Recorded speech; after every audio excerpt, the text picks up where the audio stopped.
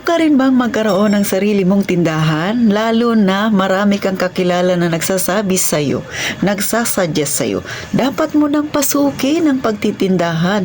May pera ka namang pampuhunan, bakit hindi mo subukan? Kaya ang nangyari tuloy, nape-pressured ka, kaya napauo ka na lang nang hindi ka nagpaplano.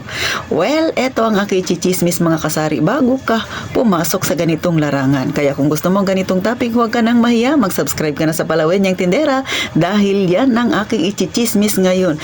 Kung may natutunan ka, pakilike naman ang aking video mga kasari at pakishare na rin. Kaya, umpisa na natin ang Real Talk, mainit-init pa nating chismis.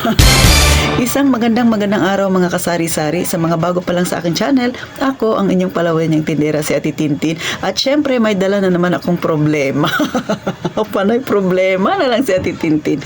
Na syempre, gagawan din natin ng lunas mga kasari, no? So sana magkaroon kayo ng idea sa aking isi-share, no? Dahil ito ay bagay na bagay sa mga taong mag-uumpisa ng kanilang tindahan. Hindi sa tinatakot ko kayo mga kasari, pero magre-real talk lang si Ate Tintin.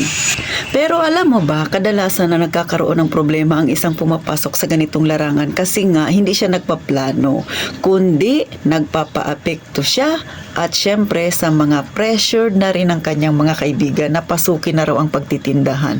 So pinasok niya, hindi pa siya nagre-research, hindi niya na plano ng maigi, nakinig lang siya sa mga sabi-sabi na malaki ang kita, kesyo maganda naman daw ang bintahan, bakit hindi pasukin, may puhunan naman siya. Well, tama naman ang sinasabi nila. Pero bago ka pumasok sa isang larangan, dapat kahit papano may kaalaman ka mga kasari. Hindi yung basta kasusugod sa isang gera nang wala kang dalang armas. Talagang mapatay ka niyan mga kasari. So, ibig sabihin nun, baka malugi ka mga kasari. Kasi sabihin na natin napakadali lang naman talaga ng pagtitindahan. Pero, gaya ng palagi kong sinasabi, ng palagi kong pinapayo, marami kang isinasaalang-alang. Kaya wag ka basta-basta pa, bigla-bigla. Wag kang padalos-dalos sa pagdidesisyon. Kasi baka mamaya, dahil lang na pressured ka, dahil lang na maraming nag-uudyok sa'yo, napasukin yung ganitong pagninegosyo, ay pinasok mo na nang hindi ka muna nagtatanong-tanong, nang hindi mo muna inaalam kung ano ba talaga ang isang buhay ng may tindahan. Baka kasi mabigla ka kapag may problemang dumating mga kasari. So alam naman natin yung pagtitindahan, may mga ups and down din yan. Paano kung dumating sa'yo yan mga kasari?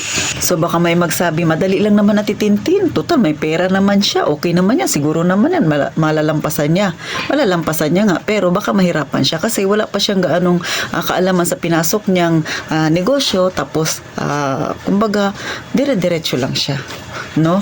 So, di ba nga, tayo, pagka may gusto tayo na isang bagay, nagtatanong-tanong tayo, maganda kaya ito? So, dapat ganun din tayo. Dapat maging mitikuloso tayo sa isang bagay, mga kasari. Kasi, pera yung pinag-uusapan natin, pampuhunan. At hindi lang basta pampuhunan na maliit na bagay, kundi malaki yan, mga kasari.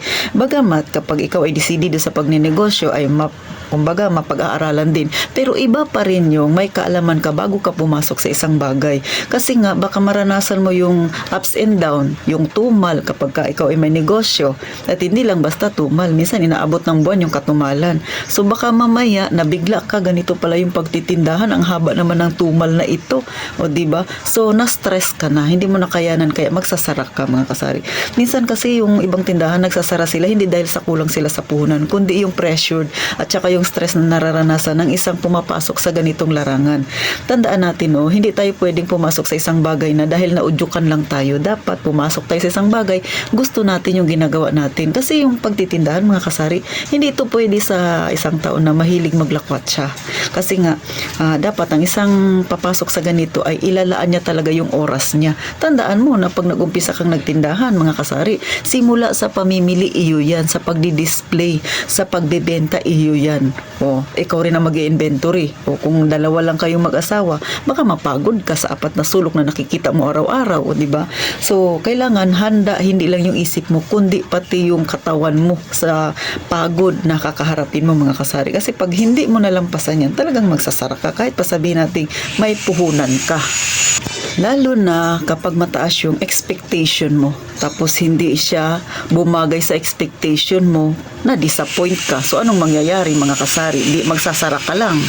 So, para maiwasan, dapat ikaw mismo na may katawan, ikaw mismo na gustong pasukin ng ganitong larangan, handa dapat ang isip mo. Dapat nakaplano ng maigi, mga kasari. At huwag ka masyadong mataas ang expectation mo, mga kasari. Dapat relax lang, chill lang. Ang mahalaga, dapat marami ka munang matutunan sa pagtitindahan bago ka pumasok talaga sa ganitong larangan, mga kasari. So, itong sinasabi ko, simpleng usapan lang itong mga kasari na makakatulong lalo na sa mga mag-uumpisa ng kanilang tindahan. Tandaan, mga kasari, na sa'yo nakasalalay ang pag-unlad ng iyong tindahan, hindi sa mga kaibigan mo na panay suggestion lang ang nalalaman. Dapat ikaw mismo, alam mo yung ginagawa mo.